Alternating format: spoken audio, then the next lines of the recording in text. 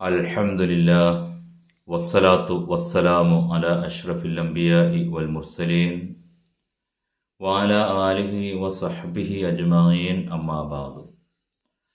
ബഹുമാന്യരായ സഹോദരി സഹോദരന്മാരെ, അസ്സലാമു അലൈക്കും വറഹ്മത്തുള്ളാഹി വബറകാതുഹു.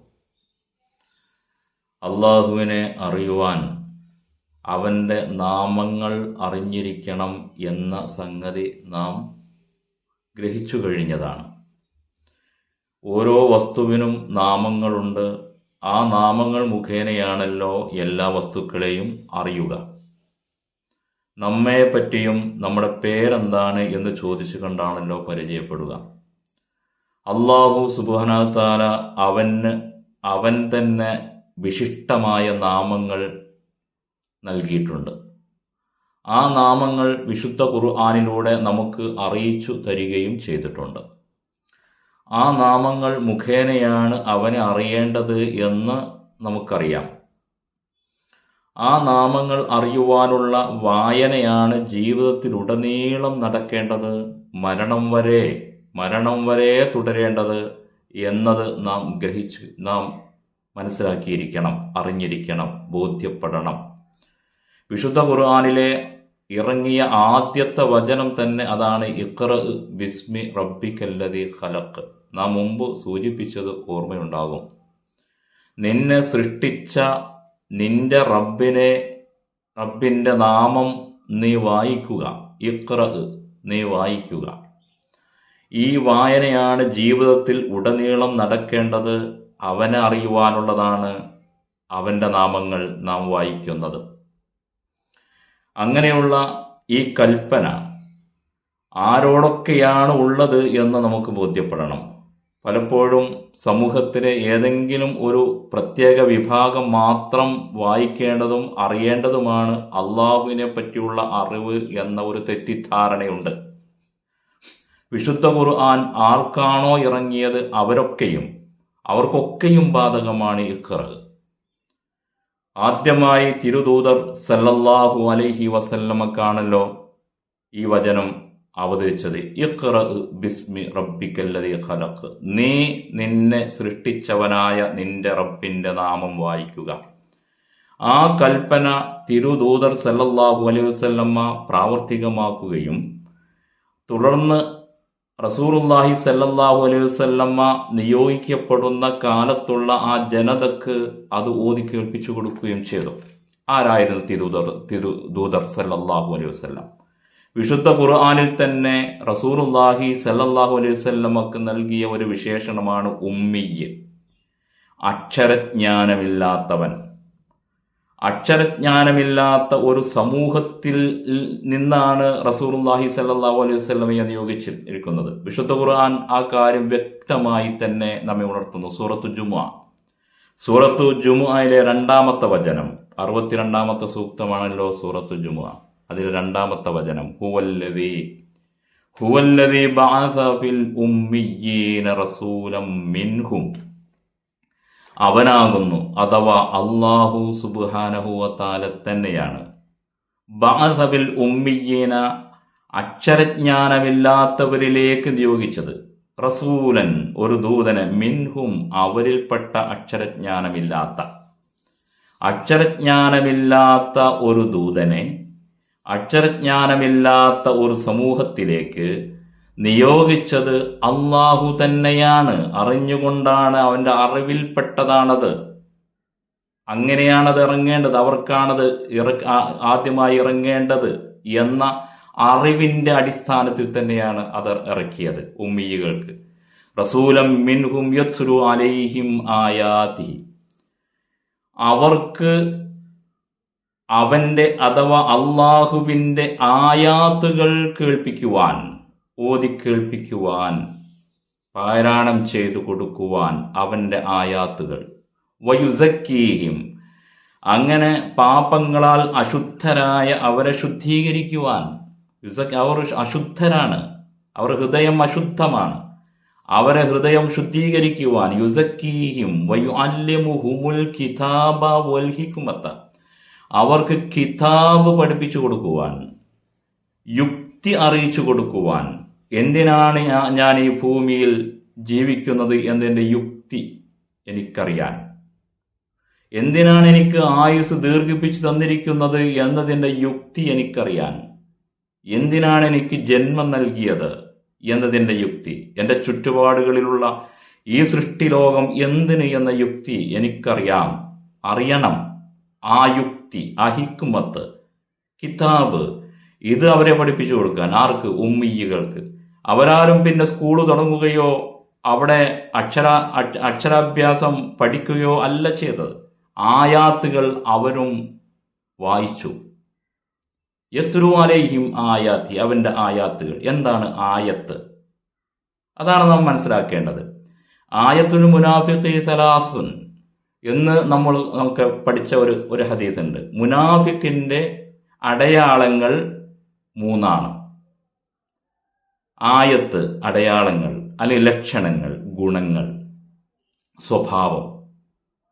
അപ്പോൾ ആയാത്തുകൾ അള്ളാഹുവിൻ്റെ യഥാർത്ഥ സ്വഭാവം, അവൻ്റെ ഗുണങ്ങൾ എന്താണ് എന്ന് അവരെ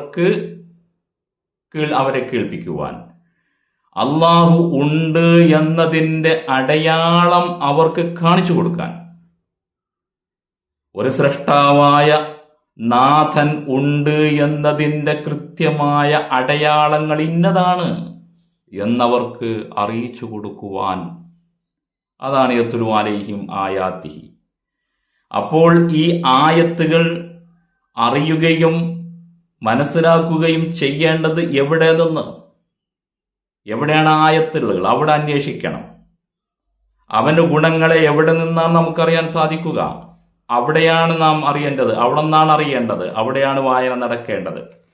ഇങ്ങനെയുള്ള അള്ളാഹുവിൻ്റെ ഗുണങ്ങളും അവൻ്റെ നാമങ്ങളും അവൻ്റെ വിശേഷണങ്ങളും എന്താണ് എന്ന് അവർക്ക് പഠിപ്പിച്ചു കൊടുക്കുവാൻ, കേൾപ്പിച്ചു കൊടുക്കുവാൻ, വായിച്ച് കേൾപ്പിക്കുവാൻ വേണ്ടിയാണ് തിരുദൂതരെ അയച്ചത്. നമുക്ക് അന്വേഷിക്കാം, എവിടെയാണ് അള്ളാഹുവിൻ്റെ അടയാളങ്ങൾ, എവിടെയാണ് അള്ളാഹുവിൻ്റെ ഗുണങ്ങൾ നമുക്ക് കണ്ടെത്താൻ സാധിക്കുന്നത്? ആ സംഗതികളെ വിശുദ്ധ ഖുർആൻ വളരെ വളരെ വ്യക്തമാക്കി നമുക്ക് പഠിപ്പിച്ചു തരുന്നു. ഒഫിൽ അർദി, ഈ ഭൂമിയിൽ അള്ളാഹുവിൻ്റെ ആയത്തുകളാണ്. അവൻ്റെ ഗുണങ്ങൾ എന്താണെന്ന് അറിയാനുള്ളതാണ്, അവൻ്റെ നാമങ്ങൾ അറിയാനുള്ളതാണ്. ഒഫിൽ അർദി ആയാത്തുൻ, ഭൂമിയിൽ അവൻ്റെ അടയാളങ്ങൾ നിറഞ്ഞു നിൽക്കുകയാണ്. അവനുണ്ടെന്ന അടയാളം, അവൻ്റെ ഗുണങ്ങൾ ഇന്നതാണെന്ന അടയാളം നിറഞ്ഞു നിൽക്കുന്ന അടയാളങ്ങൾ, ആയത്തുകൾ ഒഫിൽ അർദി, ഭൂമിയിലുണ്ട്. ഒഫി അംഫുസിക്കും, നിങ്ങളുടെ തന്നെ ശരീരത്തിൽ, നിങ്ങളുടെ വ്യക്തിത്വത്തിൽ, നിങ്ങളെന്ന വ്യക്തിയിൽ ഉണ്ട്, അള്ളാഹു ഉണ്ട്, സ്രഷ്ടാവായ ഒരു നാഥനുണ്ട് എന്ന്, റബ്ബ് എന്ന ഒരു രക്ഷിതാവ്, നിങ്ങളെ രക്ഷിക്കുന്നവനുണ്ട് എന്നത് നിങ്ങളുടെ ശരീരത്തിലുണ്ട്, ഈ ഭൂമിയിലുണ്ട്. എവിടേക്ക് നോക്കണം?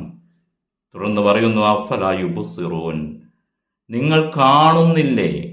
അല്ലാഹു സുബ്ഹാനഹു വ തആല വിശുദ്ധ ഖുർആനിലൂടെ ഉണർത്തുകയാണ്, നിങ്ങൾ ഈ ആയത്ത് നോക്കൂ.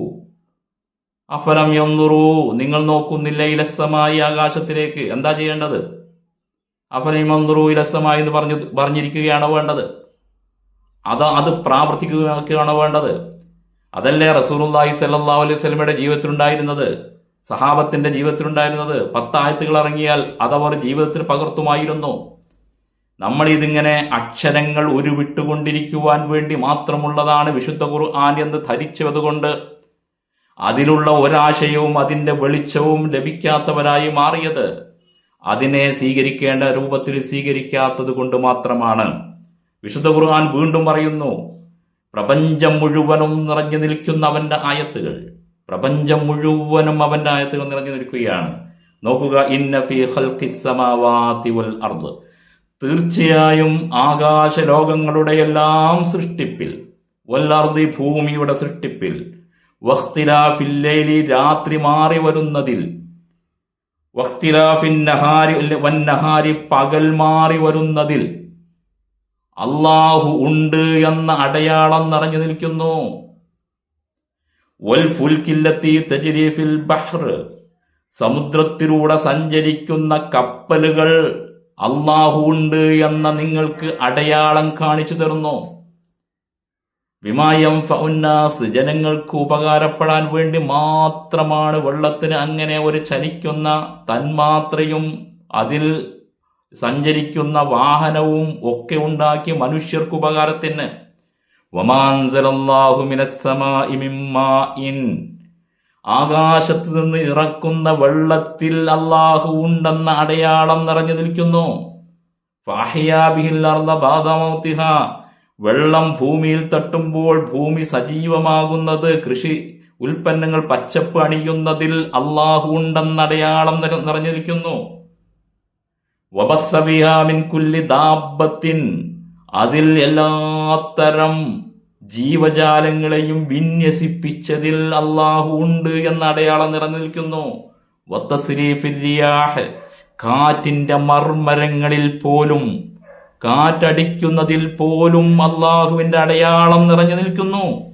വസ്സഹാബിൽ മുസഖ്ഖരി ബൈനസ്സമാഇ വൽ അർദ്, ആകാശത്തിന്റെയും ഭൂമിയുടെയും ഇടയിൽ നിയന്ത്രിച്ച് സഞ്ചരിപ്പിച്ചു കൊണ്ടിരിക്കുന്ന മേഘക്കൂട്ടങ്ങളിൽ അല്ലാഹു ഉണ്ടെന്ന അടയാളം നിറഞ്ഞു നിൽക്കുന്നു.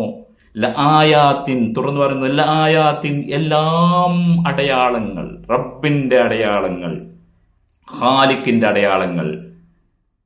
ആ അടയാളങ്ങളെ നിറഞ്ഞു നിൽക്കും. ലിഖൗമി യാഖിലൂൻ, ആർക്കേ പറ്റൂ? ചിന്തിക്കുന്ന ജനങ്ങൾക്ക്.